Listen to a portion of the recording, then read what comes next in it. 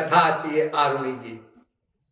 गुरु ने आदेश दिया जाओ खेत की मेड़ देखो, और खेत की मेड़ देख रहा है, भगवत प्राप्ति हो रही है, और जो रात दिन अध्ययन कर रहे हैं पुस्तकों के वो वहीं पड़े हुए हैं।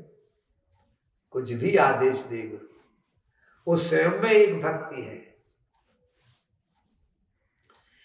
ये बात एक स्त्री को एक महात्मा के आश्रम में रहती थी, उसे समझ में आ गई। इतना सारा ज्ञान तो हम याद रख नहीं पाएंगे, स्वामी जी की एक बात याद रख लेंगे, जो आदेश दो सो मान लो। वो यही करती थी, मैं आदेश देता हूं तो मेरे कपड़े का ध्यान रखा कर, मेरे खाने पीने का ध्यान रखा कर, मेरी दवाइयां का ध्यान रखा कर, और भगवान का भी ध्यान भूल जाए तो भूल जाए। सुननी है, ठीक है, ऐसे ही करूंगी मैं।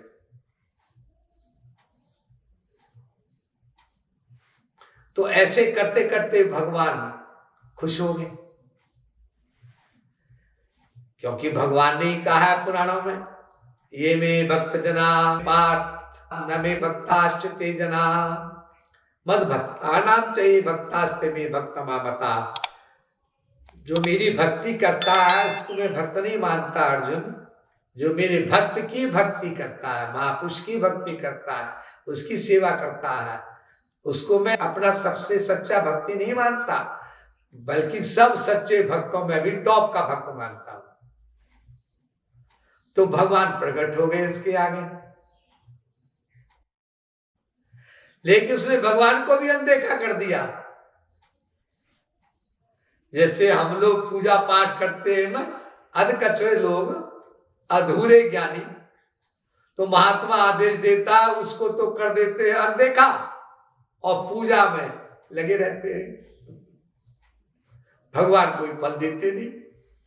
उसने उल्टा किया, भगवान श्री कृष्ण दर्शन देने आ गए और उनको अनदेखा कर रही है।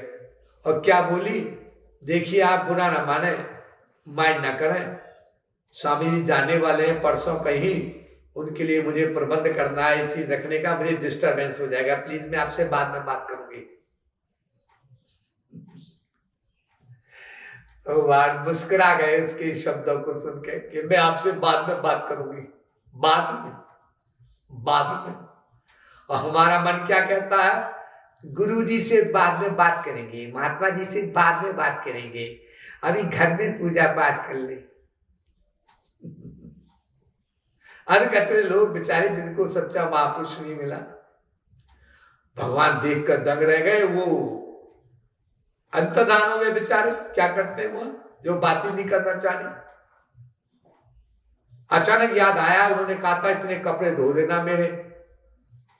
हाय, वो चीज रह गई। उसने कपड़े समेटे और धोने गई नदी में। पहले घर में नहीं होते थे पानी के नल, टंकी, वहां पर याद आया कि इन्होंने कहा था मेरी डायरी रख देना ब्रीफ केस में, मैं किसी जगह जाना है, लौट कर 2 घंटे में आऊंगा। वो तो मैं भूल गई, दौड़ दौड़ के अब कैसे जाऊं मैं, कपड़े यहां रखे हैं। तो इतने में बुढ़िया आई एक वहां, उसका पीठ झुका हुआ था, गाल पिचके हुए थे। वो बोली, दादी माँ जरा मेरा कपड़ा देखोगे, मैं अभी आई ना बिटिया, मुझे टाइम ना है, मैं होते जा रही हूँ। दादी जी थोड़ी देर देख लो। से सोच लिया दादी तो कपड़ा लेकर भाग नहीं सकती, देख ले बस बैठ जाएंगे। अच्छा चल देख रही हो, तू जरा जल्दी आई हो। वो दौड़ दौड़ के गई अपने घर, डायरी रखी आई उनके झोले में, स्वामी जी के झोले में, और लौट कर जब आई नदी में तो क्या देखती है, सारे कपड़े धुले हुए, सूखे हुए, प्रेस किए हुए, सब तैयार है, और वो बुढ़िया गायब है। भगवान पहुंच गए बुढ़िया का वेश धारण करके। उसकी संत की, गुरु की भक्ति से प्रसन्न होकर के जगत गुरु तब श्री कृपालु महाप्रभु ने, जिनको हम सब लोग गुरु मानते हैं, सारा विश्व ने गुरु मानता, उन्होंने कहा था ना अनेक बार, एक बार भी नाम न लो तुम भगवान का,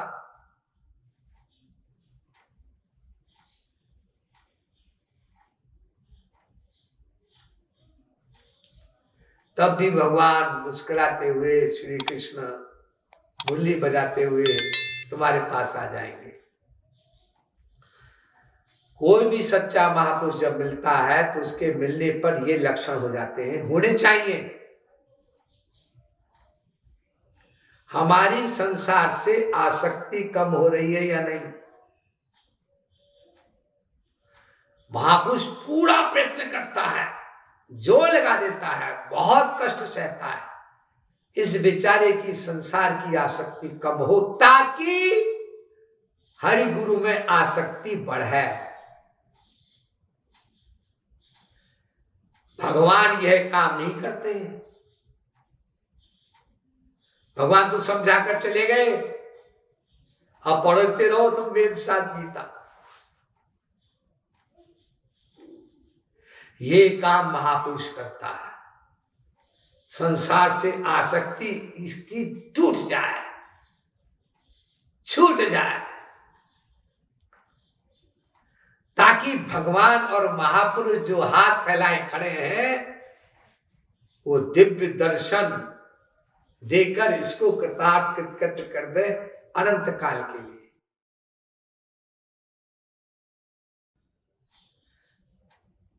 जगत गुरु तम श्री कृपालु महाप्रभु ने अपने हैंड राइटिंग में एक बात लिखी बहुत पहले,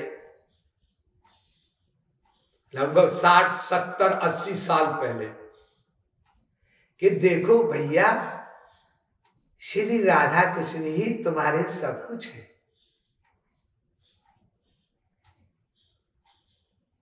बस एक बार तुम सब संसार से मुख मोड़कर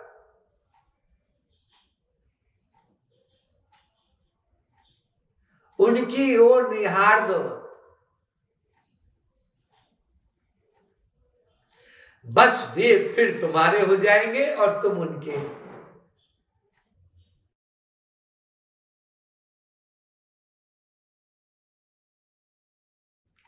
वे तुमसे साधना आदि भी नहीं मांगते। मेरे गुरु जगत गुरु तब श्री कृपालु महाप्रभु कह रहे हैं कि तुम साधना भी मत करो, वो भी हम नहीं चाहते या मांगते। संसार से तो मुख मोड़ लो, सदा सदा के लिए मुख मोड़ो संसार से, तो वो अपने आप प्रकट होकर सदा सदा के लिए तुमको अपने आप से जोड़ लेंगे।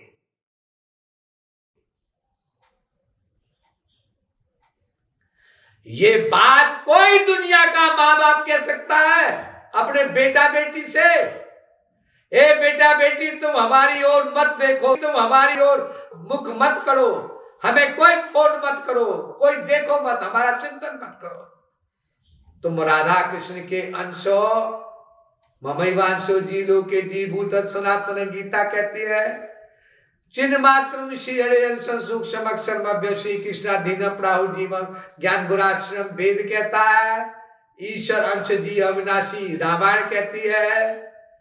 इसलिए तुम अपने अंशी से जुड़ जाओ बेटे, सदा के लिए आनंदमय हो जाओ, सदा के लिए तुम्हारा दुख दूर हो जाए। कोई दुनिया में माँ बाप बोला ऐसे बेटा बेटी से कि हमसे प्रेम मत करो,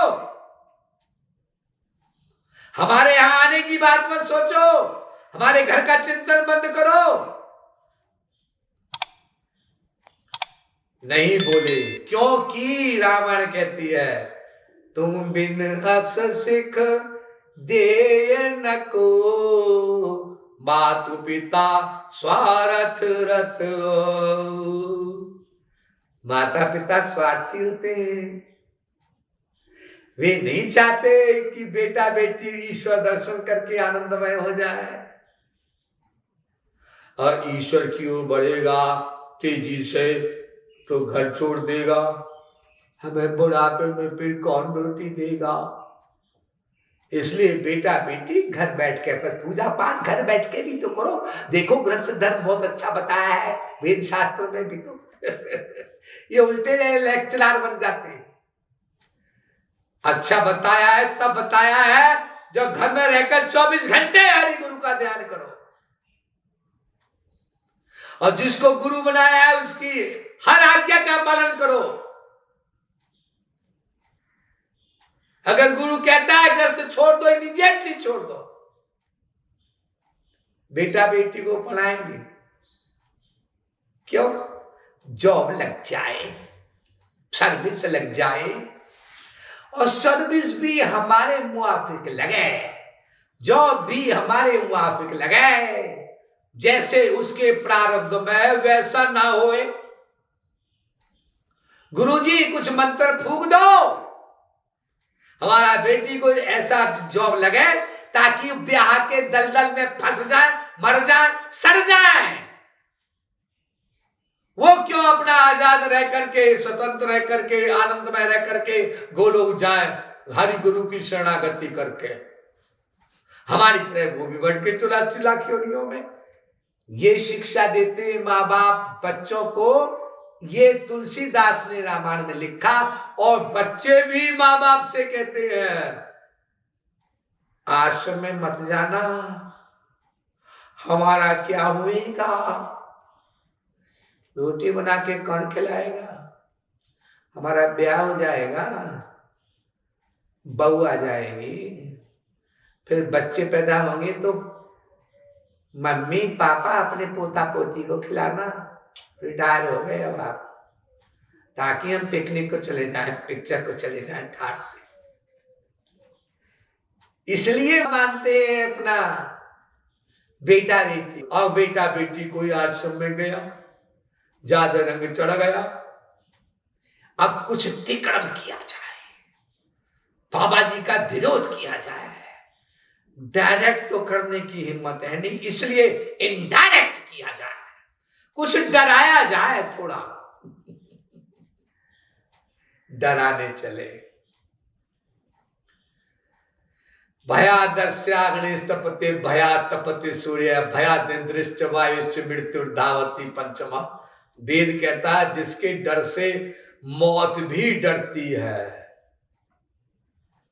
मौत किसी से नहीं डरती, बड़े बड़े 30 मार खा को ले जाती है। जर सिकंदर का यहीं पर रह गया, मरते दम लुकमान भी यह कह गया, वह घड़ी हरगिज न छोड़ी जाएगी, जब तेरी अर्थी उठा ली जाएगी। मौत किसी को नहीं छोड़ती। बड़े बड़े भूमंडल पर राज्य करने वाले बड़े बड़े महाराजा भी गए। ऐसी मौत डरती है श्री कृष्ण से, और श्री कृष्ण डरते हैं राधा रानी से, और राधा रानी अपने भक्त की सर्वेंट ऐसी होती हैं कि तुक निज जन क्रंदन सुनि पावे, तज श्याम निज जन पे धावे, जब ऐसी सरल सुकुमार, फिकिर मुहे काहे की, भ्रकुटी नित तकत ब्रह्म जाकी। श्री कृष्ण जिससे डरते राधा रानी से, तो ताकी शरणाई डर का की। फिर जब उसकी शरण ग्रहण कर ली तब किसका डर? जब ऐसी हमारी रखवार, फिकिर मुझे काहे की। श्री राधे हमारी सरकार, फिकिर मुझे काहे की। हित अधम उदाहरण देह धरे, जो शरीर ही धारण करती हैं, ब्रज किंकर जैसे पापियों का, पापात्माओं का कल्याण करने के लिए। हित अधम उदाहरण देह धरे, और और बिनु कारण दीनन नेह करे।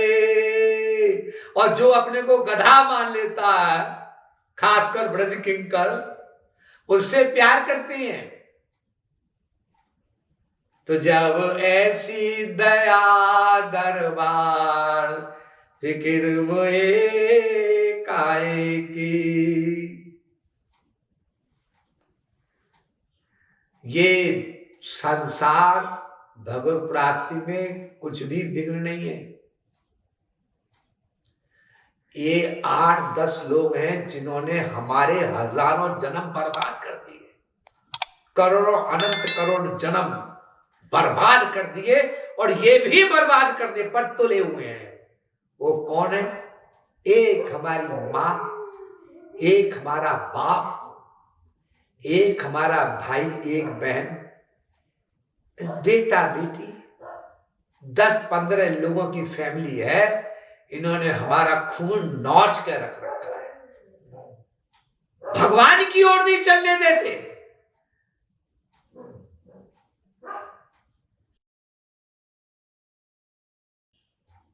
और चल पड़ा तो आगे नहीं बढ़ने देते। ऐसी बात बोलो, ऐसी बात करो कि उसका मन उछटे हरि गुरु से और आश्रम से। ये आज की बात नहीं, हजारों करोड़ों जन्म बीत गए। क्या विवेकानंद जब रामकृष्ण परमहंस के पास आए होंगे तो घर वालों ने टांगनी घसीटी होगी? एक ब्रिलियंट लड़का हमारा पढ़ाई लिखाई में टॉप करने वाला, और बाबा जी खींच ले गए। मेरी सगी बहन ब्रज परिकरी, उसने एमए किया इंग्लिश में आगरा यूनिवर्सिटी से और टॉप किया, गोल्ड मेडल मिला। जब मेरे गुरु जगत गुरु तब श्री कृपालु महाप्रभु को मानती रही, थोड़ी थोड़ी भक्ति करती रही, तो कुछ नहीं हुआ। और जब तेज आगे बढ़ी, अरे ये क्या से आ गया, मरा ब्रज किंकर खुद गया हमारे घर से और हमारी बिटिया को भी ले गया। लाखों लोगों का कल्याण कर रही है इस समय मेरी सगी बहन छोटी ब्रज परिकरी, मुझसे भी ज्यादा अच्छा बोलती है, त्याग करती है, भगवान की भक्ति करती है, आंसू बहाती है। वो तो सब ठीक है, और हमारा क्या होगा बाबा जी? कुछ सुना समझे आप?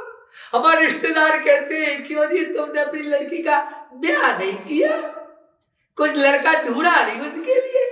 2-4-6 महीने 2-4 साल ढूंढती तो तुम सफल हो जाती। हमारे लड़के के लिए बहू भी नहीं ढूंढी। बस ये जिसने कर लिया उससे खुश संसार के लोग, परिवार के लोग, और जिसने नहीं किया वो दुश्मन नंबर 1 है। चाहे वो विवेकानंद हो, तुलसीदास हो। तुलसीदास को ही रत्नावली ने भगवत प्राप्ति कराई थी, डांटा था कि जाओ, जितना मुझसे प्यार करते हो, मेरे शरीर को छाटते हो, उतना आराम से करते तो क्या लाइफ होती। और जब राम की ओर चले और बढ़े, तेजी से भगवत प्राप्ति हो गई, तो देवी जी हट गई। रत्नावली का नाम ही सुनने को नहीं आता कि क्या हुआ उसका।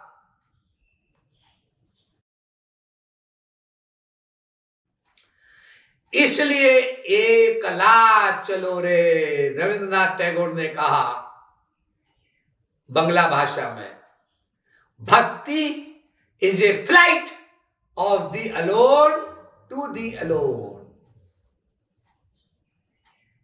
भक्ति है क्या? एक उड़ान है, अकेले चलो अकेले के पास। महाराज जी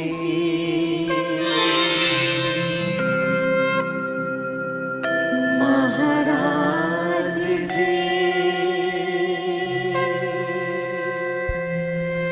महाराज जी।